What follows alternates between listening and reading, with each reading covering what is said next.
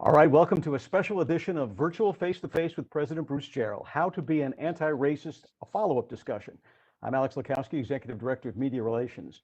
Denial is the heartbeat of racism, beating across ideologies, races, and nations. It is beating within us. Now, if you've read the book, you'll recognize that as a pivotal passage in How to Be an Anti-Racist. The author, Dr. Ibram Kendi, was here with us in February, virtually, as part of what we call the P4 series, the President's Panel on Politics and Policy. Kendi also writes, there is no neutrality in the racism struggle. The opposite of racist isn't not racist, it's anti-racist. What's the difference? He says, one endorses the idea of a racial hierarchy as a racist, or racial equity as an anti-racist. One either believes problems are rooted in groups of people as a racist, or locates the roots of problems in power and policies as an anti-racist. Those deep-rooted and pervasive problems are often referred to, of course, as structural racism, what the Urban Institute calls the historical and contemporary policies, practices, and norms that create and maintain white supremacy and have resulted in deep racial and ethnic inequities. Some other people call that historically accumulated white privilege. Well, the brave among us, or maybe just the honest, may ask the question that veteran journalist and opinion writer Charles Blow asked in his New York Times column last month. Is America a racist country? Now, Blow writes, when people say that America is a racist country, they don't necessarily mean that all or even most Americans are consciously racist. But he notes that America was founded by racists right from the beginning and was made rich through slavery and the subjugation of indigenous people. Also, right from the beginning, our system of laws, our Constitution with its Bill of Rights, guaranteed no meaningful rights to Black Americans. In the 1857 Dred Scott decision, the Chief Justice of the Supreme Court wrote that Black Americans, quote, are not included and were not intended to be included under the word citizens in the Constitution and could therefore claim none of the rights and privileges of a citizen. Now, if you think things like that are ancient history and have no bearing in our society today, consider this. The Chief Justice who wrote that infamous decision, Roger B. Taney, was a Marylander, and his statue stood in a place of honor right outside the State House in Annapolis for almost an unbelievable 145 years until 2017. Now think about that. Just on the other side of the State House, a memorial to another Supreme, Thurgood Marshall, was commemorated in 1996. But our community, our state, couldn't or wouldn't feel the injustice of that Taney statue strongly enough to take it down for another 21 years.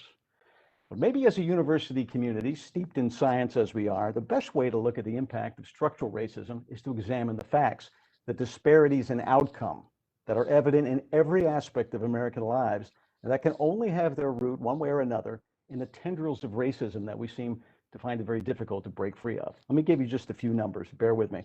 The Bureau of Labor Statistics says whites are a third more likely to have a bachelor's or higher degree than blacks, twice as likely as Latinos.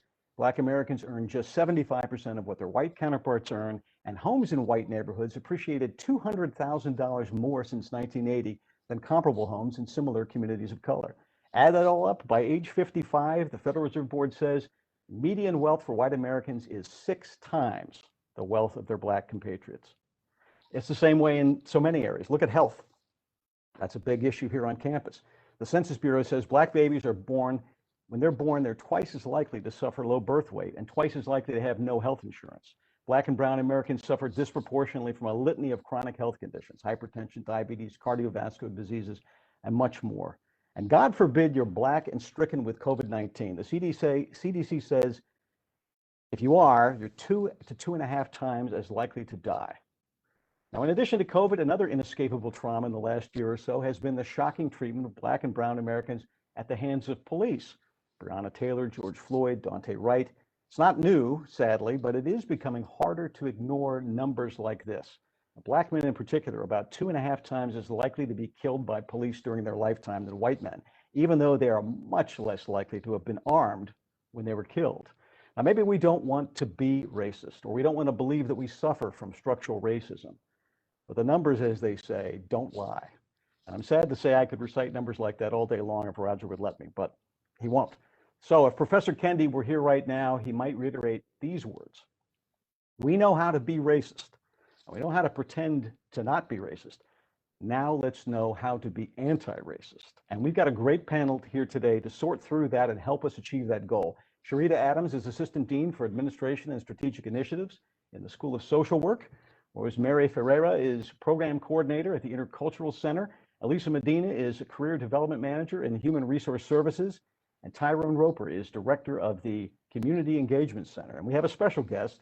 Now, she doesn't officially start until July 1st, and that's Dr. Diane Forbes-Berthoud. She's UMB's first Chief Diversity, Equity, and Inclusion Officer and Vice President.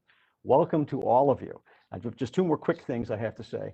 This program is being recorded, of course, and will be posted on the UMB homepage. I'm trying to go fast here, folks, to get to the meat of the topic. umaryland.edu. And second, we want to hear from you. So please look for the chat button. Select chat with host. Send me your questions or comments. And when the time comes, we'll call on you to ask your question. Unless you want to remain anonymous, of course, and that's okay. Just let me know.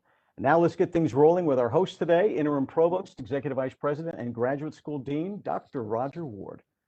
Roger. Thank you, Alex, as always, for your spectacular introduction, and thank all of you in the listening audience for, as always, tuning in. This, of course, is a very, very important conversation, and I feel privileged to have the opportunity today to be facilitating a conversation on what it means to be anti-racist. And of course, that conversation is sparked, or was sparked, by, again, the P4 event that we had with Dr. Kendi, Professor Kendi, and President Jarrell. We didn't have too much of a benefit at that event of posing questions, of course, to Dr. Kendi, because there was just so much we wanted to hear from him. So we thought it, after that event, to be prudent to have some book events around his book on the topic of being an anti-racist.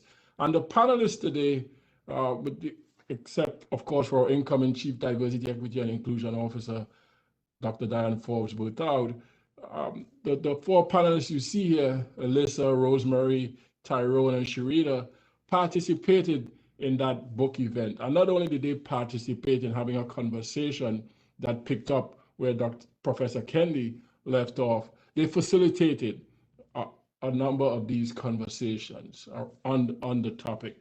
So that's the context, and that's the reason why we asked them to visit with us today on this face-to-face, to talk about what the experience was facilitating a conversation around Professor Kendi's book, some of the revelations that came out from those conversations, takeaways from those conversations, and actions that, as an institution, because we're an action-oriented institution and we absolutely want to be more of an action-oriented institution on this topic of diversity, equity, and inclusion, what are some of the actions as an institution we might pick up at and pursue on account of the myriad of conversations we've had on this topic.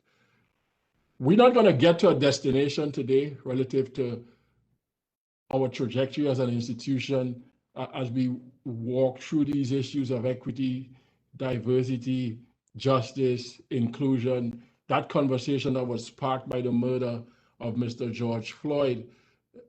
For me, that Dr. Jarrell talked often about the two pandemics that we dealt with in the last couple of years. Alex just referenced COVID-19 and the impact as it relates to the impact of COVID on the Black and Brown community, but also the pandemic having to do with structural racism in America and institutional racism, and the conversation that was sparked and the reckoning of sort that our country dealt with in the wake of the murder of Mr. George Floyd. And so we've been having these conversations. And after this town hall today, those conversations should continue because we're on a journey.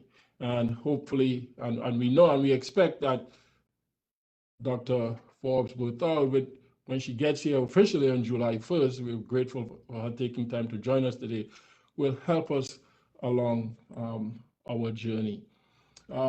So with that, let me ask the panelists each who facilitated this book event to reflect and share with us what motivated them to want to engage in a conversation around Professor Kendi's book having to do with being anti-racist, and specifically what the experience was like facilitating the conversation. So first, what motivated you, and what was the experience like facilitating this very, very sensitive but important conversation?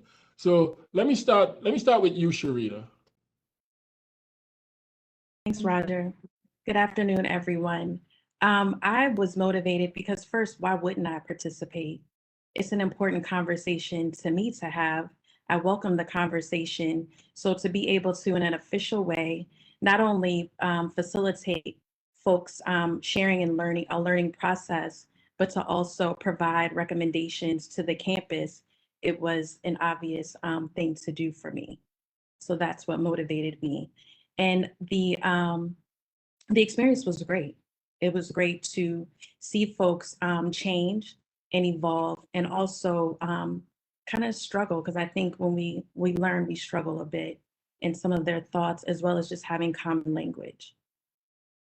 And we'll come back to that idea of language in a little while. But let me stick with that first question. Alyssa, you're on mute. Happens every time. You would think after all this time, right, that wouldn't happen. So, hi everyone. I similarly to Sharita was very motivated and just couldn't turn down the opportunity to do it. I was really grateful to be asked, and a shout out to Nicole Powler for organizing all the facilitators and all the book reading groups. I think in particular, as a white woman, I really felt like it was my duty, my obligation, my greatest honor to be able to do something like this in such a, in a small way. But because, it's important to pull my weight, to do everything that I possibly can to advance this endeavor, to be a more anti-racist person, and towards that as an institution, but to be a role model to others, and to really just listen. So I think that's the biggest thing that I was hoping to get from it, and that I did, was that I heard people's stories, and I heard the struggles, similar struggles that I've had. I certainly didn't go in thinking that I was any expert, but that I was just going to facilitate a conversation for all of us to have together. But I definitely echo what Sharita said about our greatest learning. I think often happens when we're pushed, when we're in our discomfort zone. So, thanks. Yeah. Rosemary. Hello, everyone. Good afternoon. So for me, my own personal identities as a woman of color is very important for me in being in these spaces, but also identifying as an educator, as a social justice educator. It's critical for me. I'm passionate about creating spaces that are both safe and brave, where people are able to feel that they can share those vulnerable stories, as it was mentioned, because again, as was mentioned, those are the spaces that we are able to grow and to push ourselves. And I really also appreciated that we dedicated time to connecting what we've learned from Dr. Kendi back to UMB, right? So what are we doing within our own institution, and what can we do to support anti-racism work here? Good. Tyrone. Yeah, so what motivated me was more so a personal journey, right? So I wanted to move beyond a space of being emotive when I interact or find myself in spaces of racism and things of that nature. So an emotive space, I would find myself reacting in a very strong way. But it really was a pursuit for me to become better educated, to better understand what exactly is racism and race, or anti-racism, or racism. So for me, it was a personal journey. I found myself being intentional about getting in certain spaces to learn and grow, because I do absolutely represent the population that's very marginalized as a result of racism in the criminal justice system. Thanks for sharing all. Could you all, again, each of you speak a little bit about some of the powerful revelations that I'm assuming that there were many, but just facilitating the process and engaging in the conversation.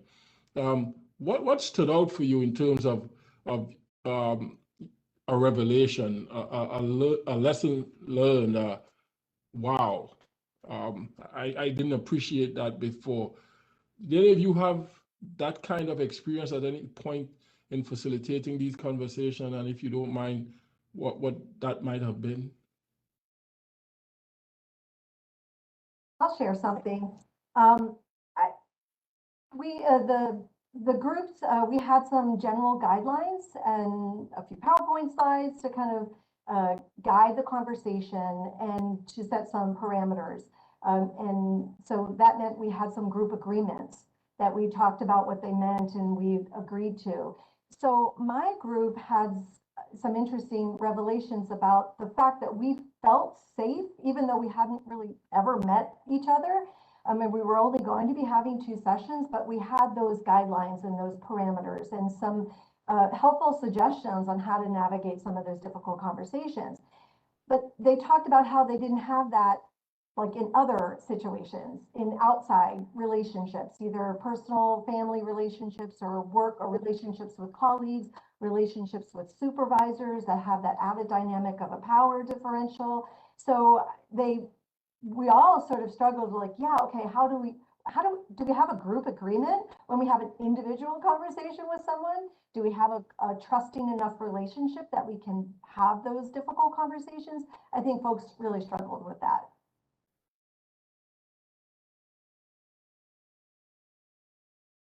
Anyone else wants to? Yeah, so I'll share. I'll just add. Oh, go ahead, Tyrone. You sure? You go ahead now. I'll go after you. All right, thank you.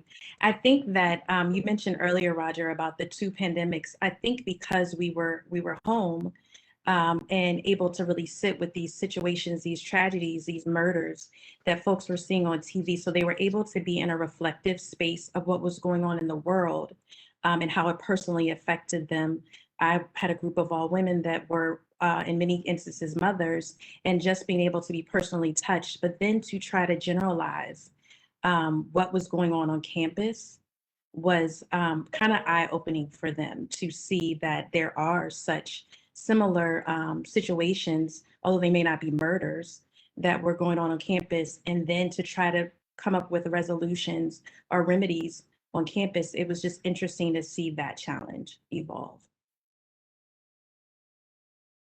So I don't know if I would say a takeaway, but a really impactful moment for me was, I don't want to use names, but I had an Asian physician at Hopkins who was part of my group.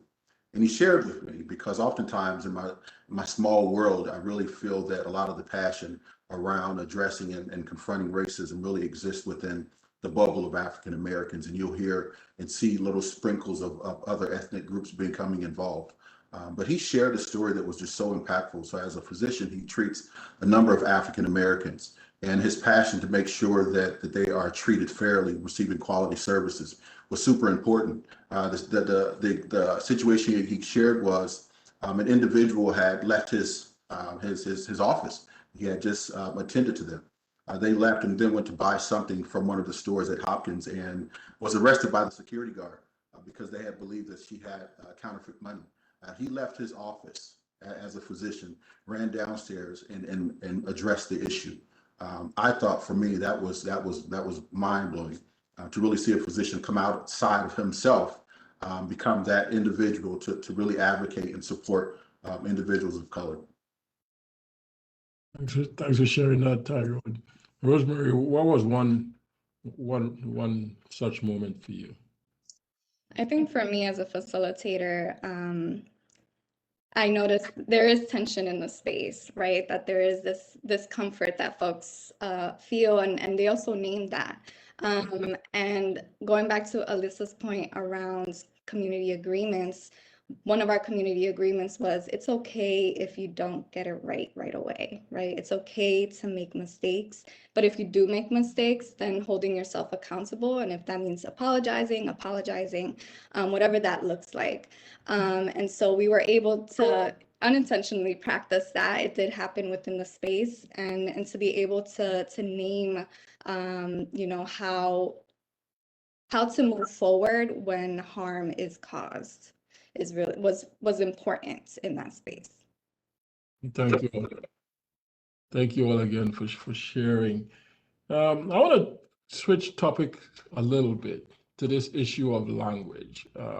Starting with the term that brought us here today, anti-racist. And just linguistically, one could argue that anti-racist, could it possibly also be a synonym for not racist? But we know that language matters. I'm trained as an attorney, so I pay attention to language. I pay attention to what people say, how they say it, when they say it, and what they didn't say. So language is very important. Language is how we communicate and relate to each other.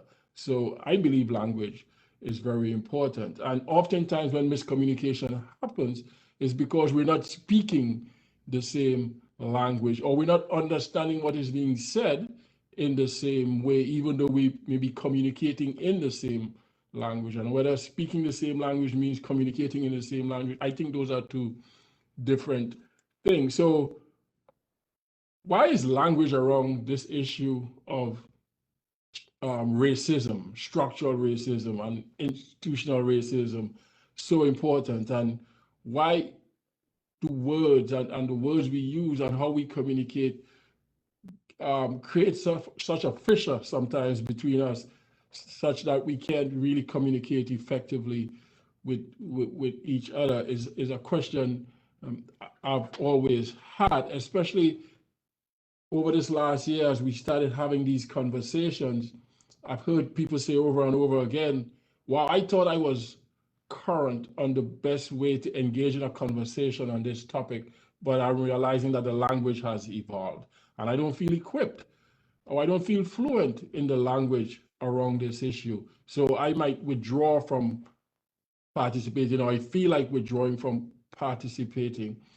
So language is clearly very important. So Rosemary, I know you spent a great deal of time thinking about this and even probably presenting on it. Why is language on this issue so important, and how has the language evolved? And as the language continues to evolve, for those of us who can't keep up with the pace with which it evolves, how do we continue to be engaged in conversation with people who might be more fluent in the language of the day on this particular topic? How should we engage around this issue of language? Yeah, thank you for that question. And I want to start with Dr. Kendi's words and his work and his system, even though I'm going to be paraphrasing it, which is that in order to practice anti-racism, we first need to acknowledge that racism exists, right? And so we need to utilize, as you just mentioned, language is the way that we are able to engage with one another and also engage and understand ourselves as well. And so for me, I think it's critical for us to understand, what do we even mean when we say anti-racism? What do we mean when we say racism, right? Because in order for us to define anti-racism, we must first know what racism is. And so within the Intercultural Center, we understand racism as a hierarchy of racial inequity, where there's one racial group that is considered superior and therefore granted power and privilege and resources, and another group that is considered inferior and denied access to resources and opportunities and privileges. And so we need to name white supremacy and anti-Blackness. We need to use this language in order for us to truly address racism, because these are the foundations of racism.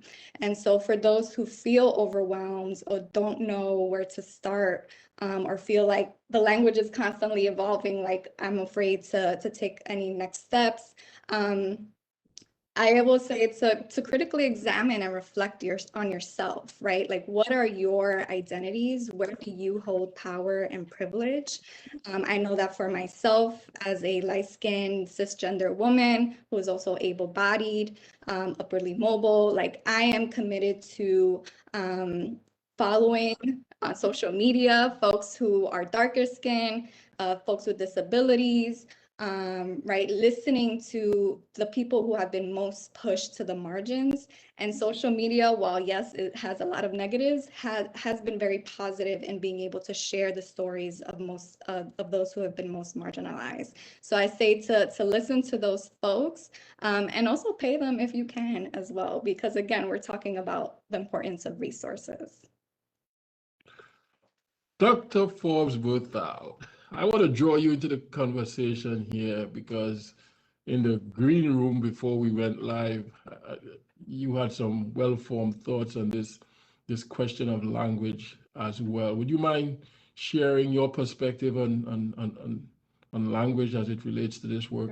Sure. Thank you, Roger, and thank you to UMB for this invitation. I want to actually support Rosemary's comments.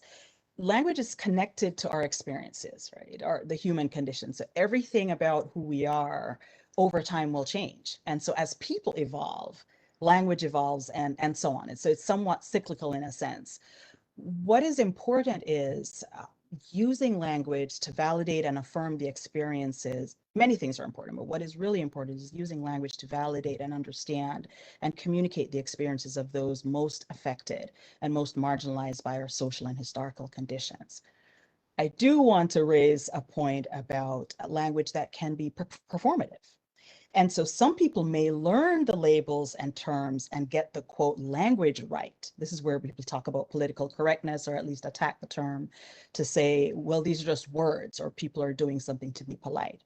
What I'm most concerned about, in addition to using the language that affirms and validates and communicates those experiences, are we attending to the structures, the policies, the decisions, the processes, and the outcomes that have affected and marginalized persons of color, persons who are not able-bodied, people in the LGBT community, and so forth. So we have to also be attending to both and what we say, how we communicate, and what we do and the outcomes for those persons. So it's a little bit of both and I continue to learn. I mentioned in the green room briefly that in the last month or two, a piece came out about BIPOC, Black, Indigenous, people of color. I think I put it in the chat, maybe Alex can share it with others. It's not by any means a scholarly piece, it is an opinion piece that says, are we creating a hierarchy of oppression by putting Black first? Do we mean Black, Indigenous, people of color all as one group? Black, Indigenous, and people of color? Are we beginning to other the experiences of other people of color? What about our Latinx colleagues and friends? What about our Asian American colleagues and friends? And so these are questions that we're exploring right now. So the article is BIPOC doing what we think it is intended to do? And I'm not here to say use it or don't use it. I am here to say, let's be critical about what we're using and what we're intending to do with the words that we use. Over. Thank you. Thank you for that. And in terms of being critical, it's one thing to be critical, and of course, we want to be that here. You know, we are an inquisitive community, but we also want to be action-oriented. So I'm curious to hear from, again, each of the facilitators on coming out of the conversations that you facilitated. What are some of the ideas for actions that you heard from participants around what UMB, practical, actionable steps that UMB could take to become an anti-racist institution? Tyrone? Certainly, sorry about that. I had to unmute myself. So a lot of the things that were shared really were already in alignment with what we've already heard, where leadership needs to be challenged, needs to be held accountable for addressing and revisiting policies that are currently in place. I think all of those things are super important. And then I'll go out on a limb and share my own opinion. I also think that we need to be very intentional about our admission process. Do we have an admission process that excludes individuals that have come through Baltimore City schools and/or other colleges that may not have the grading scale to allow them admission into the university? However, does not suggest that he or she is not competent or fully capable of doing the work. It's things like that where I think that we need to have a very intentional lens on how we look at policies across the university. And all of this, again, is really just coupled with what we've already shared.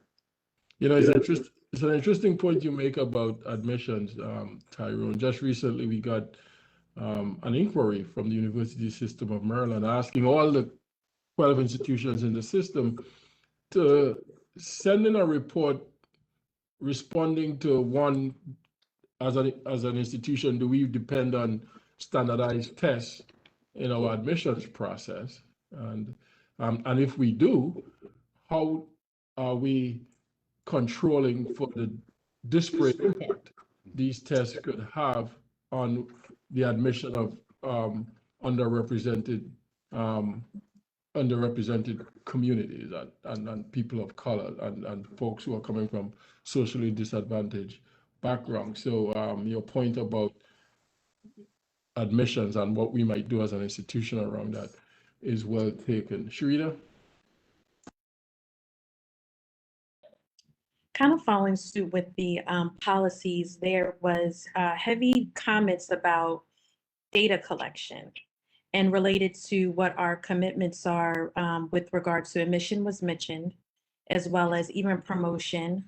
When we hire individuals, what they look like, the path to leadership. So if we collect data that supports our commitments, we'll know what policies need to be addressed. There was also a lot of conversation around how do we make this work sustainable? If we identify what our commitments are, certainly we've hired a new CDIO, but how do we support her and make sure that she's going to be successful in the job? So there were recommendations around having dedicated resources, and especially some of our central support areas like communications, like HR, that are able to really direct their work to these efforts. I mean, I could list a whole host of suggestions, but I'm sure those are some that are echoed by others. Alyssa? Yeah, I would echo what both Sharita and Tyrone said.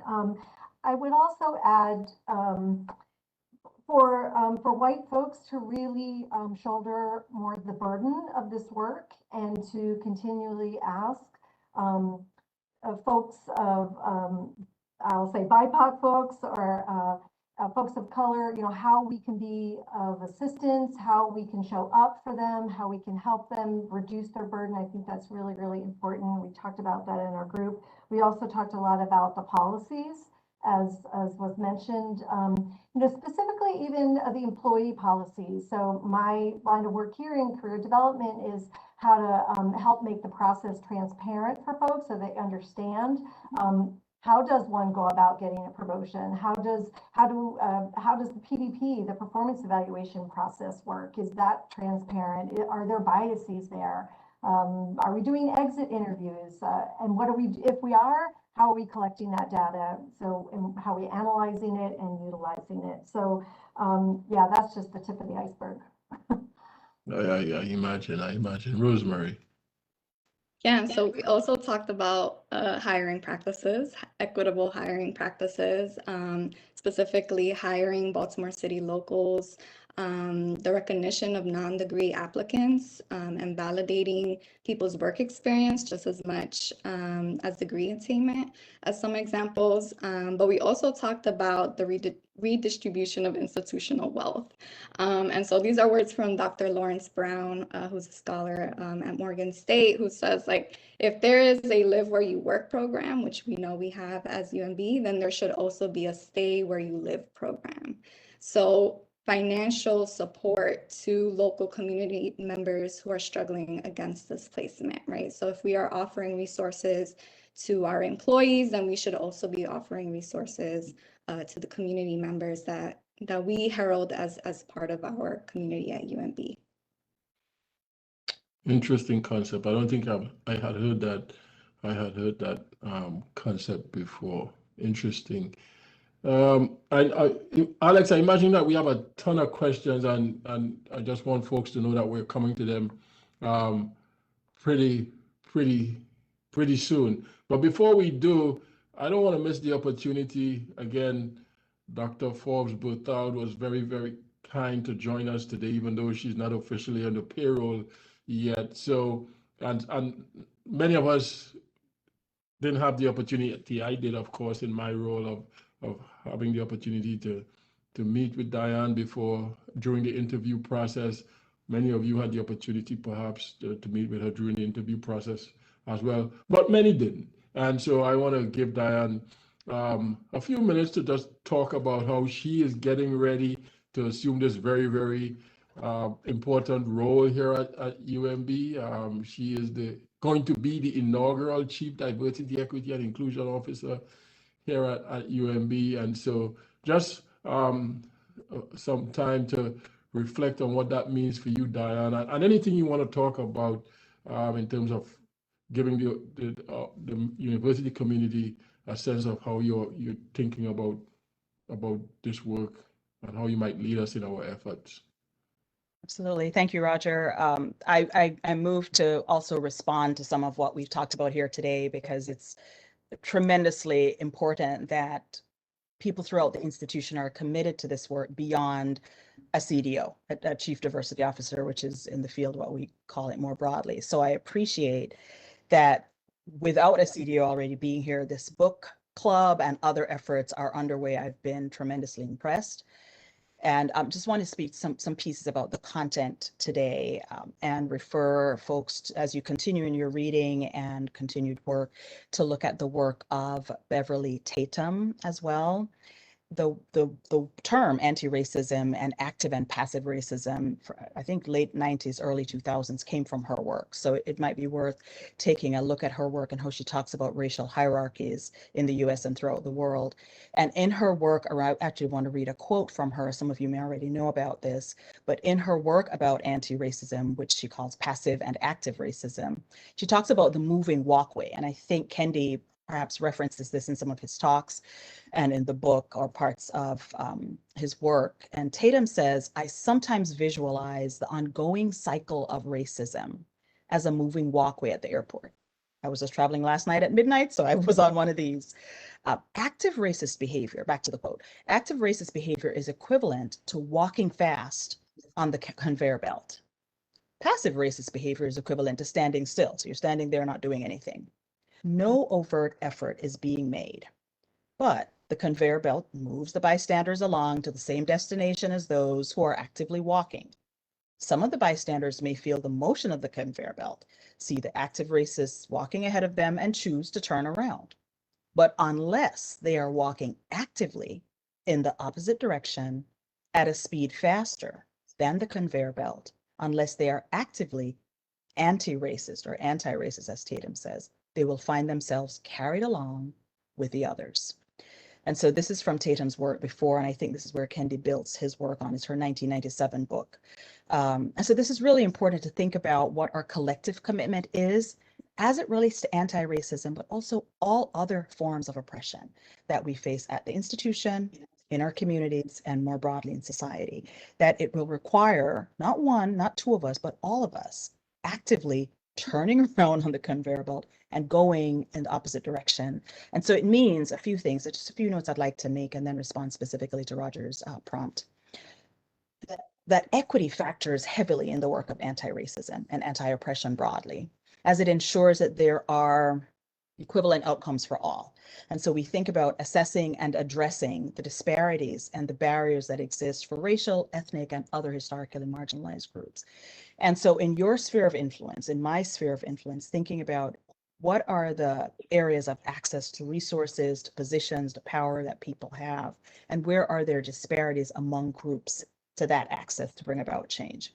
And so together, as we do this work, it means that we are looking closely, both intrapersonally and intrapsychically, all the way to the systems level, at our own biases, ways in which we might have contributed to covert, overt, active, passive racism, and other forms of oppression. And Elisa made a comment earlier, which, in addition to examining and thinking about equity, that we think about allyship as well, specifically white allyship and allyship of groups that have privilege and power in economic spheres, in political spheres, academic, and so forth. And so who are our allies? Are you one of our allies? And what does that look like? And then finally, the good news and the bad news is that our work is never done. This is an ongoing project to create a more equitable, a more diverse, a more just community. And so I look forward to joining you in that work. And so how I'm preparing, I am reading a lot. I am listening a lot. I've watched a number of the webinars on strategic planning and some of your other committees and advisory groups. I've watched Kendi. I attended initially when he came, and I actually facilitated him at the University of California in February, not long after you all did. So we have similar groups on our campus that I'll be wrapping up in 2 weeks. And so I look forward to meeting each of you. My approach will be that this work of equity, diversity, and inclusion is a collective endeavor. And I encourage you to take a look at the work of Stanford in and around collective impact. I'm happy to lead, coordinate, manage, oversee, direct, and so forth, partner. And much of what will happen where you are, with my leadership guidance, working with President Jarrell and Dr. Ward and all the leaders and community members together. So together we will, and together we can. And I look forward to seeing you officially on July 1st. Thank you all. Thank you, Roger. Thank you for that, Diane. Well, and hopefully everyone sees why she's our choice for the inaugural Chief Diversity, Equity, and Inclusion Officer. Very thoughtful. So, Alex, let's throw it open for questions. I imagine you have a few. We have a few. I want to make a note first that Michonne Smith, who is the founder of Books for Lunch, is on her cell phone. So I'm going to say this for her. And she was excited to hear you talk about Beverly Tatum. She said we read one of Beverly Tatum's books and have others on our list. So yeah, we're right there with you. Let's go first to Chanel Whitaker from the School of Pharmacy, who is sort of playing off something that was talked about a while ago about having to really examine yourself, in this case, maybe the university, before you can move forward. Chanel, are you there? Yes, I'm here. Can you hear me, Alex? Yes, go ahead. Awesome. Well, thank you so much to the panelists for participating and helping to facilitate this important discussion. And Alex, for your opening remarks, I really like to echo Dr. Ward's comments that they were really.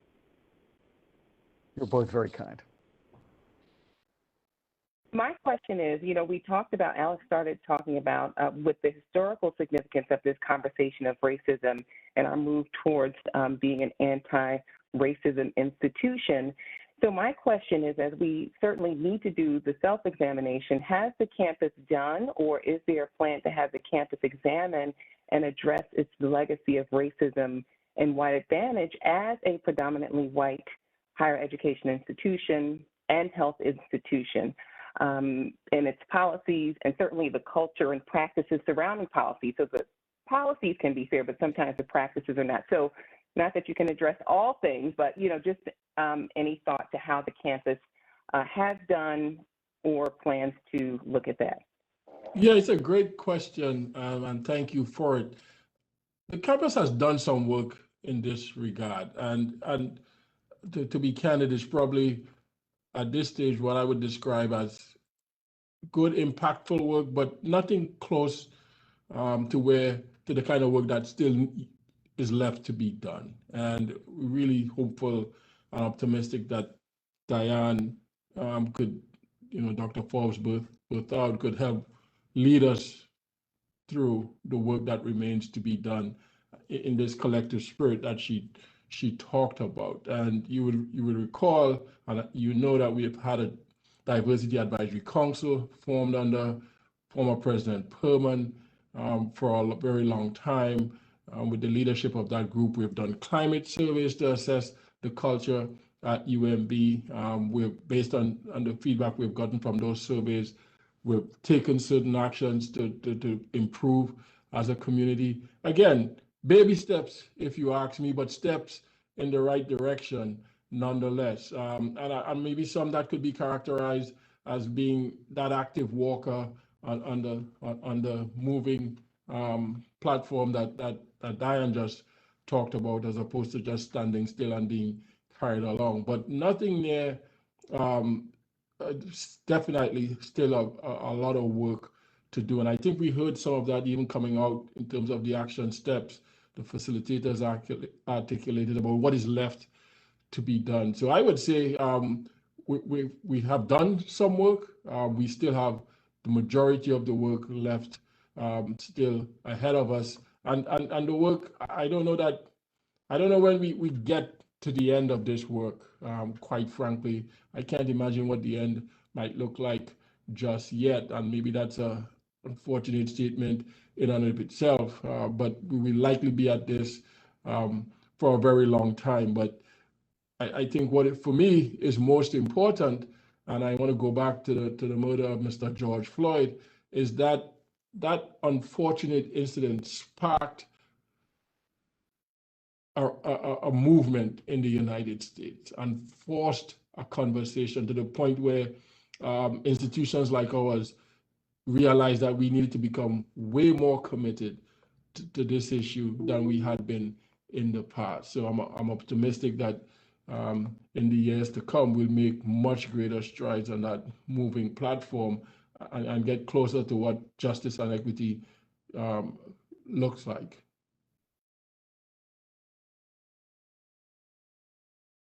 Alex? Oh, okay. We can move on. I'm going to bring in Joyce Da Silva. Joyce, are you there? Hey, can you hear me? Yes, go ahead. All right. So just as a quick introduction, so I am a Latina postdoctoral fellow at the School of Dentistry and chair of our Inclusive Excellence and Equity Committee.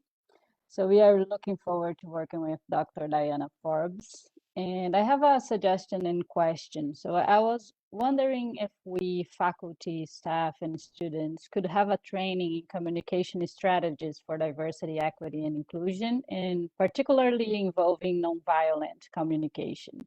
So I think this training could be included in annual training requirements. So could the panelists comment on this a little bit? Thank you.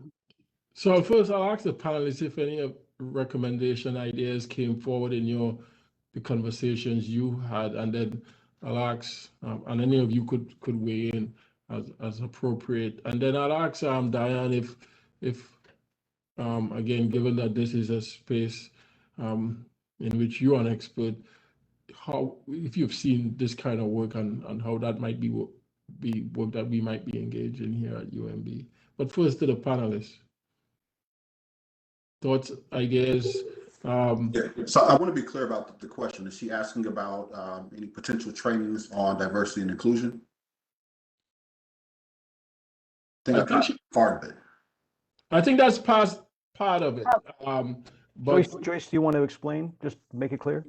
Yeah, I was wondering if we could have a training more specific on strategies or communication strategies to better talk about diversity, equity, and inclusion initiatives, for example, and especially nonviolent communication. So as the chair of this diversity committee of my school, the School of Dentistry, I have been doing a course in leading DEI from the Northwestern University. And in that course, we're learning a lot about how to better communicate, how to better use the language that is appropriate for discussing this sometimes uncomfortable discussions. Yeah, so I can add something. So at the Intercultural Center, we recently developed a training for students on how to facilitate dialogue. I think that intergroup dialogue is a wonderful example, a wonderful nonviolent example of how to communicate and communicating with the goal of understanding one another, right? Rather than debating one another or just talking about a topic. It's about really digging in deep and understanding who you are and understanding others. And so that is a training that we hope to continue to expand to staff and faculty as well. And I'll share real quick. I'm saying this just as an idea. I'm not saying they could be provided. But the School of Social Work has some amazing trainings in this space. Wendy Shia, she has a wonderful team. I've been to a number of their trainings. They have a diversity inclusion training that I recently went through. It's amazing. I mean, these are some great spaces I would encourage folks to register for if and when they're made available. So this is just a thought. Yeah. Diane, what have you? Sorry, Sharita, go ahead. No, go ahead, Roger. No, I know go we're ahead. on a time schedule. No, go ahead, please. No, that's what I was going to echo. There are many resources and folks on campus that can provide a lot of this. It sounds like what around the question, providing opportunities. But I also wanted to suggest that Nicole Palmore and the folks at the School of Nursing that put together this particular book club event, they really provided a nice framework to have difficult, but I also want to acknowledge courageous conversations. For some of us, depending on the space that you occupy, it could be a courageous conversation as well. They provided a nice framework with common language, vocabulary, and working agreements. So perhaps that's a resource that could be shared as well. Thanks for that, Sharita. Diane, you had thoughts on this? Absolutely.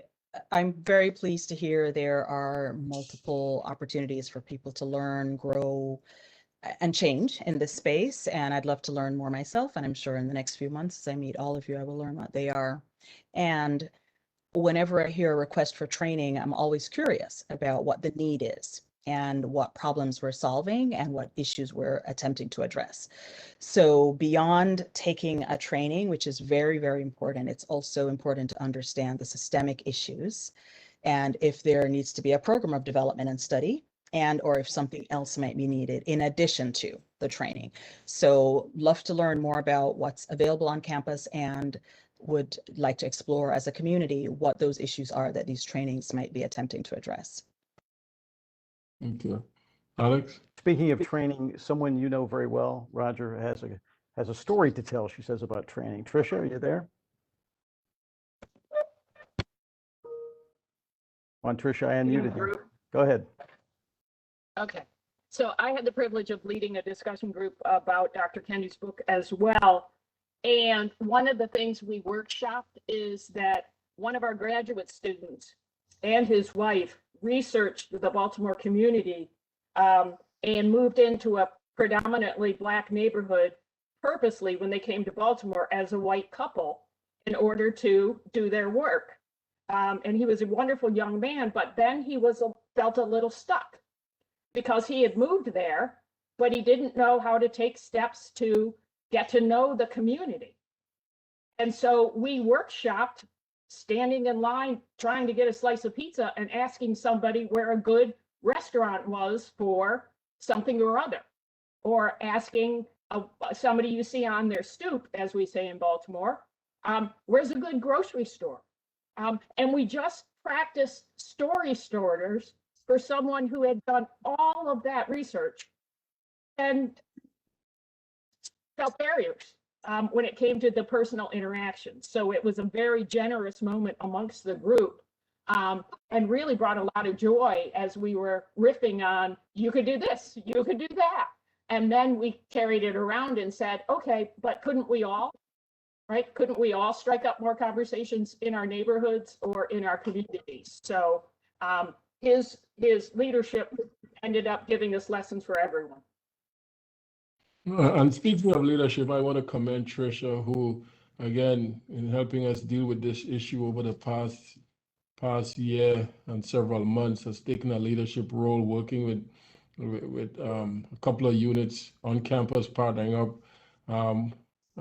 maybe even with Courtney, Jones Carney, and others in helping lead conversations on this topic. I know Tricia is also big on white allyship and has had conversations, many conversations with folks of her persuasion around how to be engaged in this conversation and help support this very, very important work. So Tricia, thank you for all you have done and continue to do on this topic.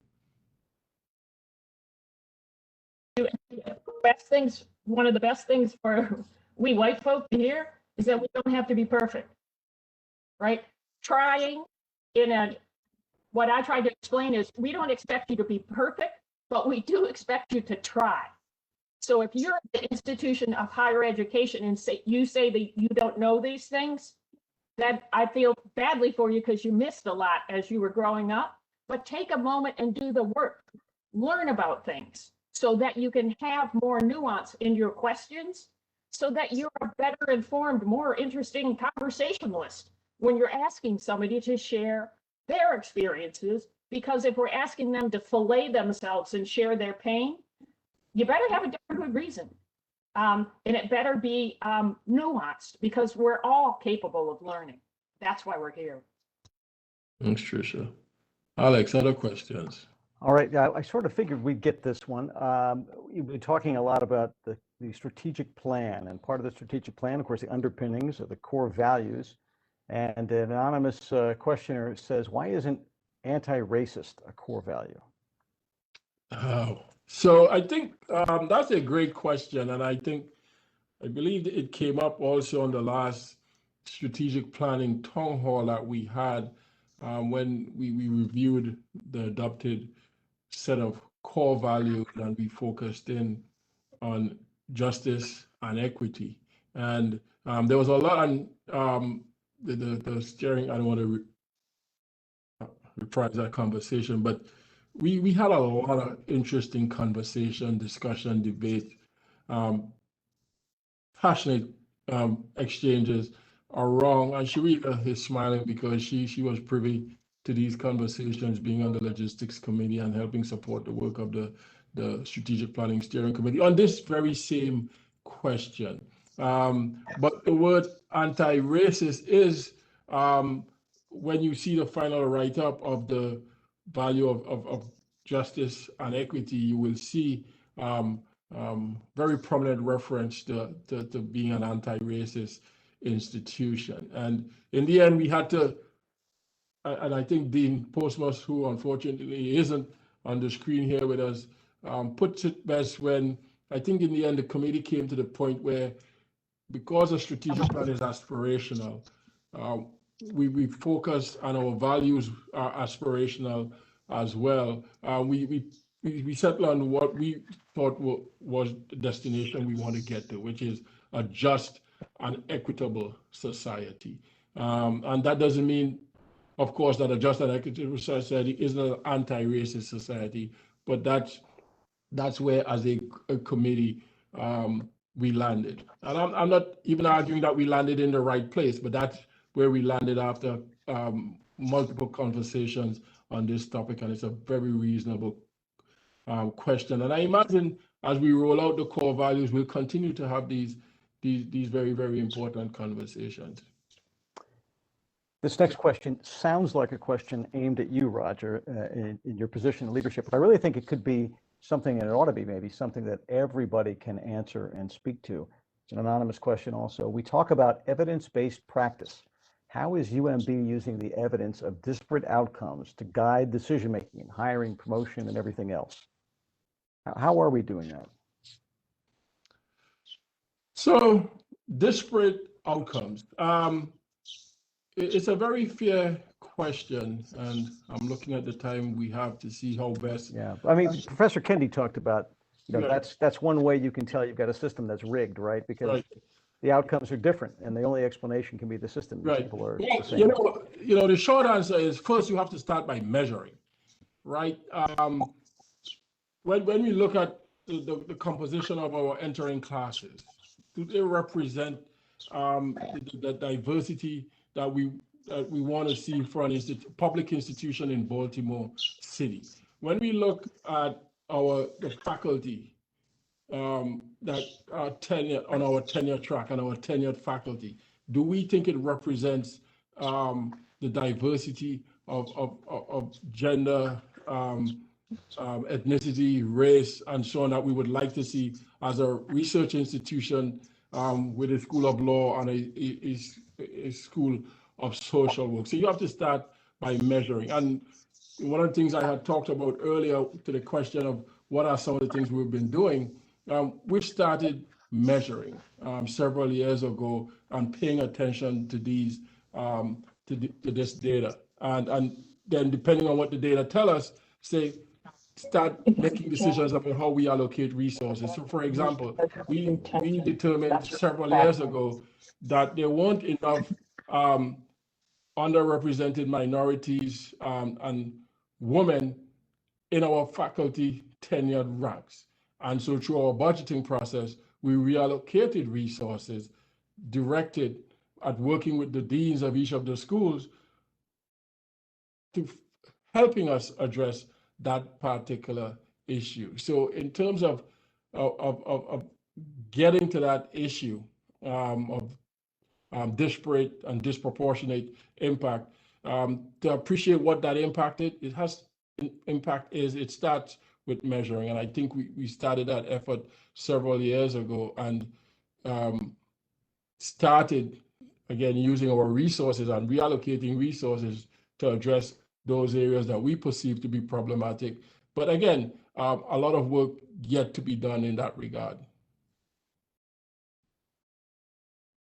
I don't know if anyone else on the panel has sort of a thought about how in your area or how you see those outcomes used as a guide to decision making.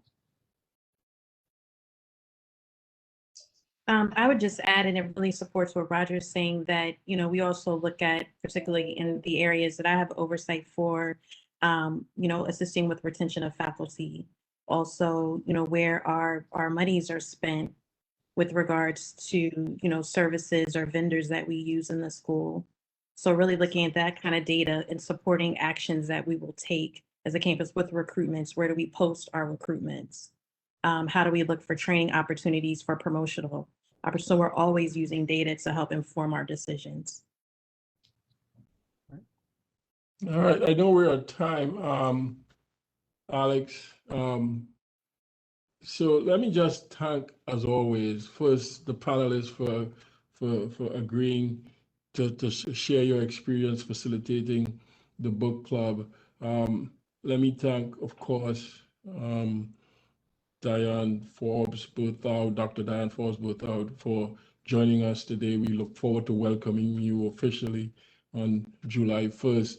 And of course, Nicole Palmer for helping to coordinate all of this from the outset, and for to people like Michonne and Dr. Jeff Ash for allowing us to borrow from your very brilliant ideas of starting these book discussions way back when in the School of Nursing, and then taking it across the institution and sharing so generously. And of course, to all our listeners, people who call in, post questions, and for always being so engaged on this and the so many different topics that we discuss on Face to Face. So thank you all for being engaged. All right. Take care. Take care.